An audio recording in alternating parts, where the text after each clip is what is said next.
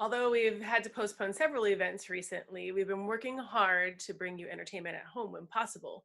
I'm here today with the Venerable Walter Schamu, who's agreed to regale us with some Maryland Club history. Mr. Schamu, thank you for joining us. Thank you, Rachel, and I love the term venerable. I think it may apply to me. I'm not sure, but I think I'll accept it. Wonderful. Definitely applies to you. Well, let's start with the first question. So as we know, the Maryland Club was founded in 1857. Can you give us a little more detail? Tell us a little bit more about that time. Well, I can, of course. I've prepared for this for hours to make sure that I know the right dates, know the right people, and can speak knowledgeably about this wonderful institution. But most of my knowledge, other than the hearsay that I get in the members' bar or occasionally in the dining room or somewhere in the halls of the great Maryland Club, it really comes from Bob Brugger's book, The History of the Maryland Club, which is subtitled A History of Food and Friendship in Baltimore from 1857 to 1997. And our past president, Dickie Riggs, suggested that Bob Brugger, who was a member of the club, sit down and really write this tome right after the fire of 95. So it's a wealth of knowledge. It speaks the truth, whereas I sort of elaborate on the truth. But it's a wonderful history. It's the sort of thing that if you take this book on a quiet afternoon and sit down and read it, and I think many of us have quiet afternoons these days, you'll understand, and I think mostly for the new members of the club, how rich this history is and how far back it goes. Because 1857 was its seminal year when it started. And we have to talk about sort of the first president and the man on whom all of this club history really hinges, and that's Jerome Bonaparte. And I hope our new members, and certainly the older members, remember and understand that we have a link back to the imperial palaces of France and Paris, and Napoleon Bonaparte. His youngest son came to America and ran off, married Betsy Patterson, who was a lady of quite renown in Baltimore society. And from that union, we get Jerome Bonaparte, who we have a picture of hanging in the Charles Street Grill right now. And he's been in various places in the club over the years. And it's quite a remarkable background, and we should remember it and celebrate it. His mother called him Bo, but we call him Jerome all the same. He's been in several different rooms in the club. Currently, he's in the Charles Street Grill, looking down on the members dining there and down on Charles Street. Although the portrait has hung in various different rooms.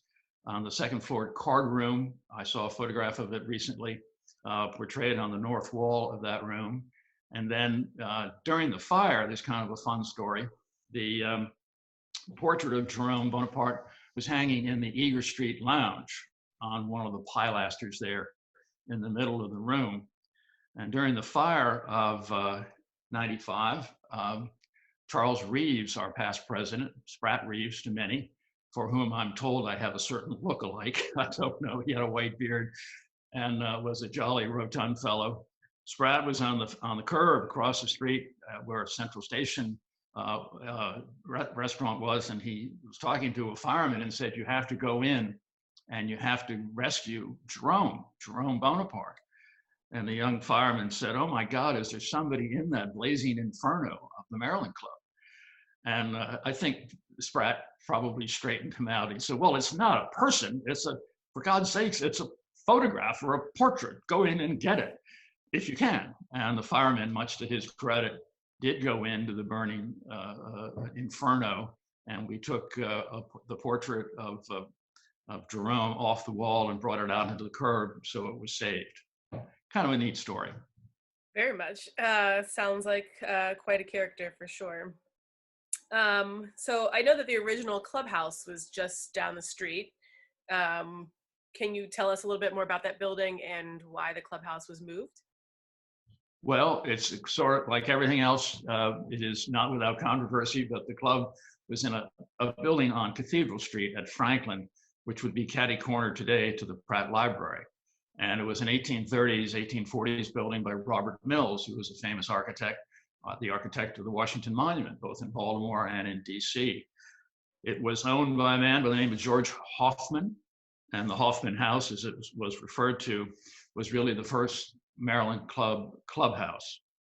And the story that goes with it, which I think is probably just not necessarily true, but it certainly rings of the romance of the place, is that Benjamin Butler, the general who had encamped his troops on Federal Hill, said at the start of the Civil War, 1861, that he was going to train his cannons on that hotbed of Southern sedition, the Maryland Club.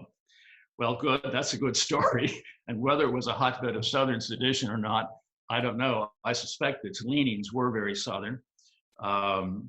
The cannons would not have perhaps hit the Maryland Club or the Hoffman House at that time, but they sure would have devastated the Basilica of the Assumption, which is essentially across the street and on a higher elevation. So although the story is good and the story is fun to hear, it probably is not quite true. Although federal troops did raid the Maryland Club during the Civil War to see what was going on there, they probably did suspect that it was a hotbed of some kind of Southern sedition or whatever. It survived, and somewhere at the, let me think, 1889, 1890, they started to think about a new clubhouse. The club was growing, although the Civil War devastated it. A lot of members fought one another. There were people in the club for the North and certainly people in the club for the South. And Jerome himself, I think, departed camp and went up to New York and then back to Paris. But the club survived, and they started thinking about how they could maybe move up Charles Street to perhaps a nicer neighborhood. A lot of them lived in the surrounding blocks of Charles and Eager, and they started planning and came up with an idea that they could afford and would actually build a clubhouse on the corner of Charles and Eager Street, which they did. It opened in New Year's Day of 1892. And supposedly, and this is well documented, that there was a big dinner party in the old building, and everybody somewhere around dawn, if not a little bit before, I'm sure at the crack of the new year, proceeded to march from Franklin and Cathedral Street over to Eager Street. And of course, in the true tradition of the Maryland Club, continued to eat and to drink and to have a good party in their new building. So it's a fun story. They didn't all like the new building, by the way. As is the case with any organization of strong egos and opinions, there were those, according to Mr. Brugger's book, who didn't want to leave the old building. Perfectly good, no reason to change. Why are we doing this? Now, this is after they built the building. Some of the old guys said, well, maybe we're not going to even go over there. Anyway, they did. They marched and proceeded over and had a big party. And then the fallout from that was, well, the porch is too small. They complained about that. There was no grand stair to the third floor, which is where there were residences. You could spend the evening, the week, or your life in a room at the Maryland Club. In 1904, I believe, Mr. Pennington, Josias Pennington, who was the architect with the firm of Bolin and Pennington, Mr. Pennington took pen in hand and created what we know now as the porch and the cafe down below. It was really only a third that size or a quarter that size when the club opened in '92. So things do change at the Maryland Club. It's fun to think about how we are 163 years of tradition, as some say, unhindered by progress. But progress has been made. We have made changes. And that porch today is as wonderful space as ever. But it did not start that way. It started much smaller than it is today.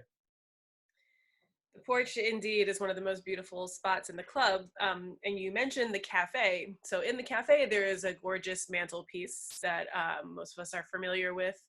And hanging over that mantelpiece is a plaque. Do you know the history of that, or can you tell us a little bit about that plaque? That comes from the Baltimore Club. And as we are today in a tough time, back in the Depression. The Baltimore Club was one of the brother clubs. I was going to say sister club, or the brother clubs of the Maryland Club, and it was a little bit further down Charles Street. I'm not exactly sure if it wasn't at 800 North Charles or really further up the block, almost diagonally across from our parking lot. Anyway, the Baltimore Club enjoyed, as the Maryland Club did in those days, billiards, cards. It was a gentleman's club. You retired to it and had your cocktails and dinner with your friends. And it fell on hard times after the Depression, or in the Depression. And it seemed apropos at the moment that perhaps, since the Maryland Club was suffering losses, that it would join with the Baltimore Club. And when it moved in with us, that plaque, which was a bronze bas relief by the sculptor Hans Schuler of the Schuler School, that came with them. And it's a plaque commemorating those who died from the Baltimore Club in World War I. It sits there in sort of dignity, I think, over our mantelpiece, and it's always been a familiar element, artistic element in the club. But that's its beginning. Agreed. Well, thanks so much for that. Are there any other interesting tidbits you want to share with us this time around?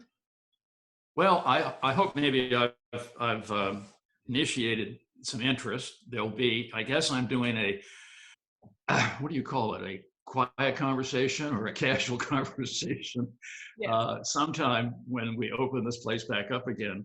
And I can tell you many more stories, both which I've heard firsthand and which, of course, have been handed down over the years.